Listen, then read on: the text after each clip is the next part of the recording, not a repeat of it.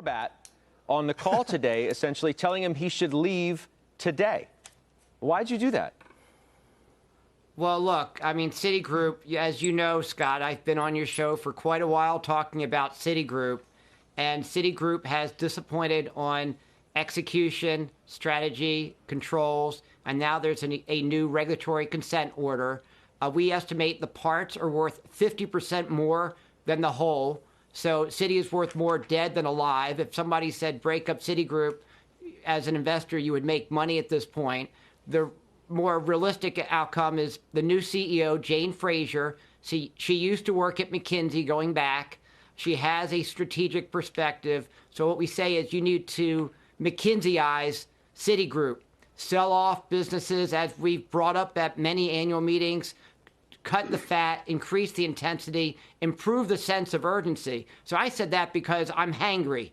I'm hungry and I'm angry at the same time. I'm hungry for more information on how they're going to fix the business model, and I'm angry that these problems weren't more transparent to investors. So I say bring on the new CEO, Jane Fraser, tomorrow. Time is up. Time was up a month ago. Time was up a few years ago. They were the poster child among large banks during the global financial crisis. And here they have a regulatory matter. They need to change the business model. Bring in the new CEO now to show that sense of urgency, as opposed to say, well, it's going to take time. We'll get to it. No way. And not one investor that I've spoken with has disagreed with this view. Man, you're talking about this thing like it's a basket case. You're the one with the outperform rating on it. Well, look, the piece, I mean, first of all, there's difference between the execution and the stock price.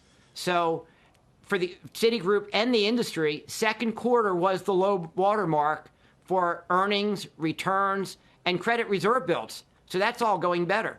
And actually, you're seeing some green shoots, maybe not as much as you like.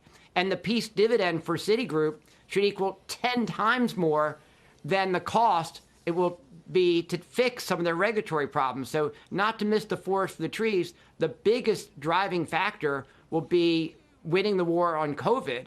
Having said that, if you fall short on execution, and if your stock trades at 1/2 of book value, which is, by the way, where it was 8 years ago when the current CEO took over, 1/2 of book value, that's good book. This is good book. It's not like you have $50 billion of CDOs on the balance sheet that aren't marked down. This is good book value, which actually grew versus last quarter and last year. So, the value is there. It just needs some management led by the new CEO to unleash that trapped value.